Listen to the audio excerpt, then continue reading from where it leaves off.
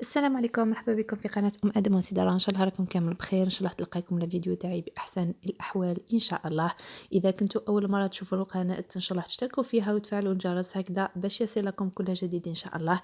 اليوم كما تشوفوا معايا رايح نديكم رحلة معايا لتركيا بهذه الوصفة الرائعة بزاف بزاف اللي هي للحمجون، يعني وصفة سهلة وسهلة بزاف يعني وخاصة تجي بزاف بنينة. فوالا وهي وصفة يعني بدون فرن. بلا ما نطول عليكم نروحوا مباشرة للوصفة.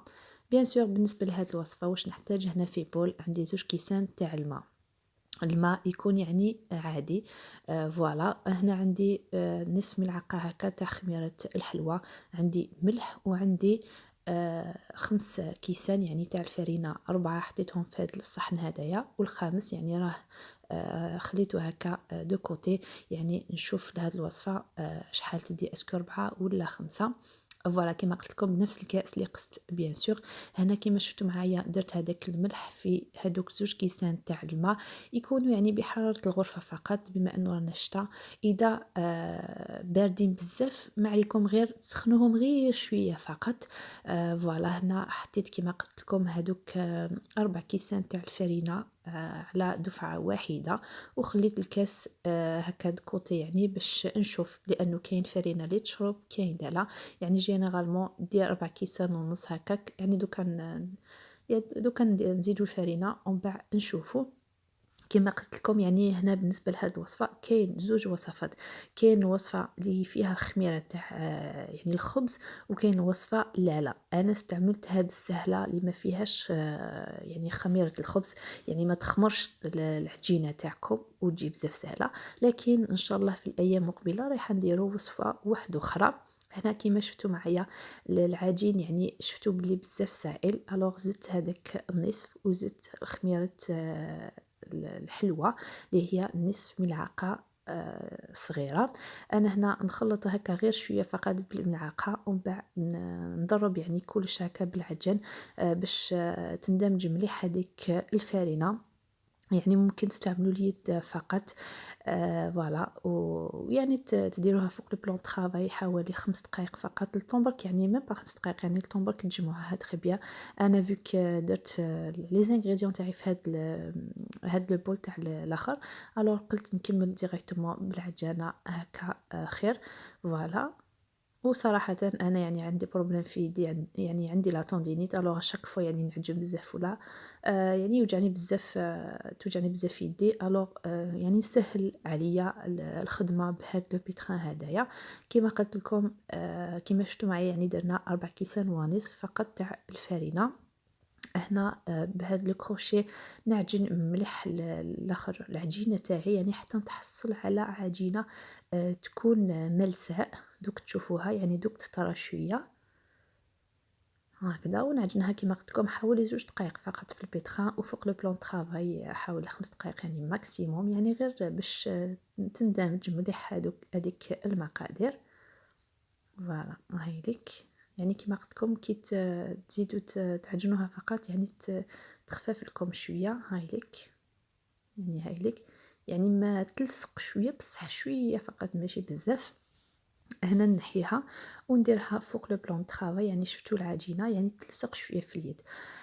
درت الفرينه فوق لو بلون دو طرافاي تاعي هكذا، يعني نص الكاس هذاك، يعني حليت به العجينه تاعي هكذا. هايليك يعني تجي كيفاش تجي رطبه بالبزاف.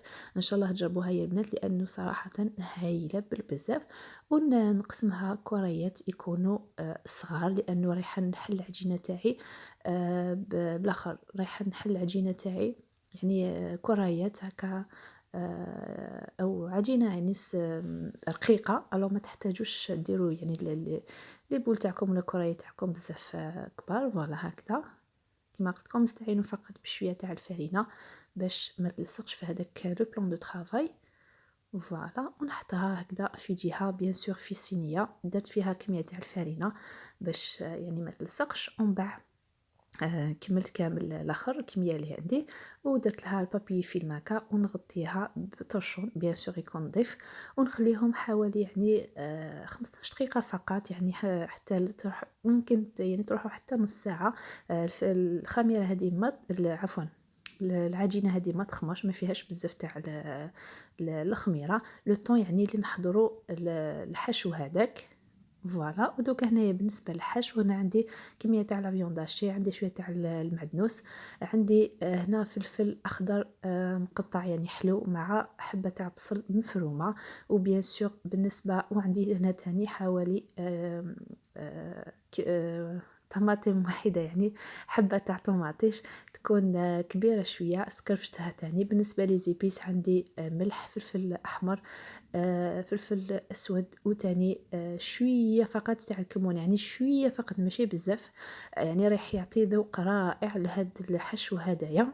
وكما قلت لكم بالنسبة لهداك مع طوماطيش تاع البواطة، استعملت حوالي نصف ملعقة تاني كبيرة تاع طماطم المصبرة ولا طماطم تاع البواطة، خلطتهم هكا فريمون تري تري بيان كيما تشوفوا معايا. بيان سور هنا رايحه نزيد شويه تاع الفلفل الاحمر الحلو، بيان سور ممكن تستعملوا تاني يعني الحار، هذه يرجع لكم. انا مع الدراري استعملت فقط الحلو. وبيان سور نزيد هكا حوالي 2 مغارف تاع الزيت يعني العاديه، ونخلطها هكا مليح هكذا. شوفوا يعني القوام تاع لا فيونداشي تاعكم كيفاش تكون، يعني كاين الناس اللي تجوز كلش في الروبو، لكن يعني انا درته فقط هكا باليد. ونخليه هكا في جهه، يعني نخليه حوالي هكاك 10 دقائق هذاك الحشو قبل ما نبدا نخدم به. فوالا. ومن بعد دوكا هنايا حكمت الاخر العجينه هذه تاعي، وبديت نسرح فيها ولا يعني نبسط هكا بالحلال. هنا لازم نديرو كميه تاع الفرينه، لانه كما قلت لكم قبيلات العجينه تكون طريه، الو لازم عليكم تستعينوا بالفرينه باش تسهل عليكم الخدمه. وتاني السمك دوك نوريلكم، يعني تكون رقيقة لأنه رايحة تطيب في المقلة. وتاني ما رايحش يعني تدوروها كي تطيبوها ولا، الوغ تطيب في جهة واحدة، لازم تكون رقيقة فريمون. هنا باش تجيكم الخدمة سهلة. دوكا هنا لو كنديروا مباشرة الحشو ومن بعد كي ترفدوها، يعني ما تقدروش ترفدوها لأنه العجينة رقيقة وهذاك الحشو ثقيل. الو استعينوا بالاخر بناصية هكا ولا صحن هكا، يكون بيان سور هكا بلا. ديروا شويه تاع الفرينه في تحت في داك الصحن باش من بعد يعني تهبط معكم هاد العجينه فاسيلمون في المقله ولا في اون بلانش، ولا ليسونسيال حاجه تكون هكا بلا باش تقدروا ترفدوها من بعد. ونحكم هذاك العجينه هذاك هذاك الحشو، ونبدا نعمر هذيك لافاي هكا بكميه تاع الحشو، كميه يعني لا باس بها. كما قلت لكم عاد وصفه رائعه، ان شاء الله تجربوها، يعني خاصه عند الاتراك. بزاف يعني محلات هنايا يبيعوا فيها، يعني كاين دو فورم، يعني كاين هادوما وكاين على شكل هكا مستطيل، يعني رايحين هكا بالطول.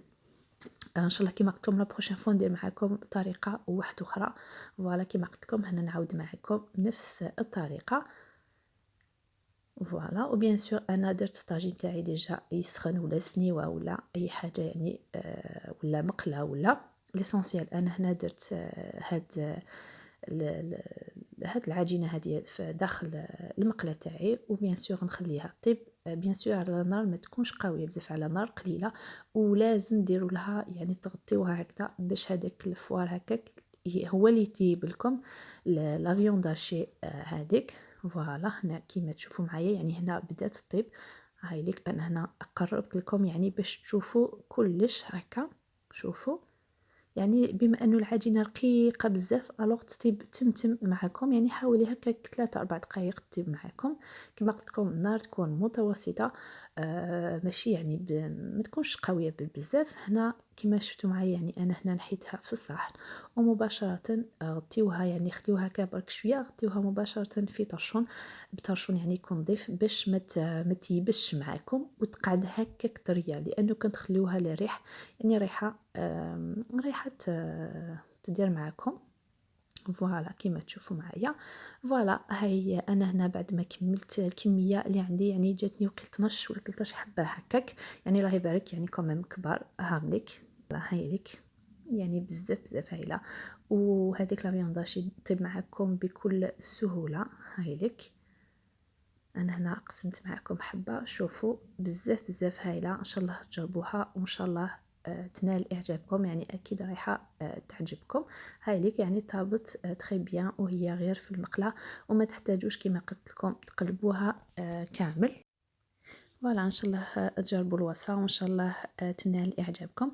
دوكا اخواتاتي ما بقى لي الا نقول لكم اذا عجبكم الفيديو ما تنسونيش يعني امتي لايك ولا جيم، وتخليوا لي ان كومونتير اذا حبيتوا. دوكا ما عليا الا نقول لكم دمتم في رعايه الله وحفظه، والى الملتقى ان شاء الله. سلام.